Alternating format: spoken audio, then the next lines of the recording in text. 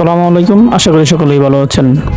America হলো super power. তাদের প্রযুক্তি উচ্চমানের। পৃথিবীর যে কোনো দেশ তাদের প্রযুক্তির উপর অতিমাত্রা নির্ভরশীলতা জ্ঞাপন করে থাকে এবং এক বাক্যে স্বীকার করে থাকে তাদের যে কোনো প্রযুক্তির ধারে কাছেও কেউ নেই।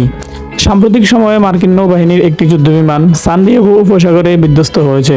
তবে বিমানে থাকা 2 পাইলট নিরাপদে উদ্ধার হয়েছে বলে নিশ্চিত করেছে কর্তৃপক্ষ। সেখানে কোনো হতাহতের ঘটনা ঘটেনি। বিমানটি উপসাগরে বিধ্বস্ত হওয়ার কারণে ক্ষয়ক্ষতিও কম হয়েছে। বিধ্বস্ত হওয়ার কারণ এখনও জানা যায়নি। বিসিএস নিউজের প্রতিবেদনে বলা হয়েছে, নৌবাহিনীর কর্মকর্তারা জানান, স্থানীয় সময় সকাল 10:17 2 পাইলট বিমান থেকে জরুরি অবতরণ করেন।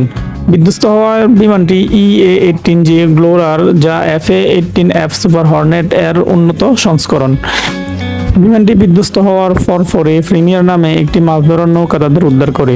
নৌবাহিনীর কর্মকর্তারা জানিয়েছে, প্রিমিয়ারের ক্রুরা পাইলটদের দুর্ঘটনার সাক্ষী হন এবং দ্রুত তাদের দিকে ছুটে যান। মাত্র 1 মিনিটের মধ্যে তাদের পাইলটদের পানি থেকে উদ্ধার করতে সক্ষম হন।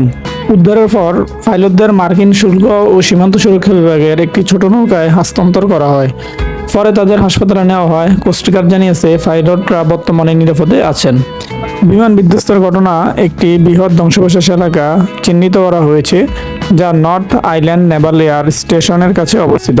তবে কী কারণে বিমানটি বিধ্বস্ত হয়েছে তা এখনও নিশ্চিত হওয়া যায়নি। এই ঘটনায় সান ডিয়েগো পুলিশ বিভাগ উপকূল এলাকায় যান চলাচল নিয়ন্ত্রণের দায়িত্ব পালন করছেন। মার্কিন নৌবাহিনীর দুর্ঘটনার কারণ খতিয়ে দেখার তদন্ত শুরু করেছে। আমাদের চ্যানেলটি সাবস্ক্রাইব করে লাইক শেয়ার করে আমাদের পাশেই থাকুন। ধন্যবাদ।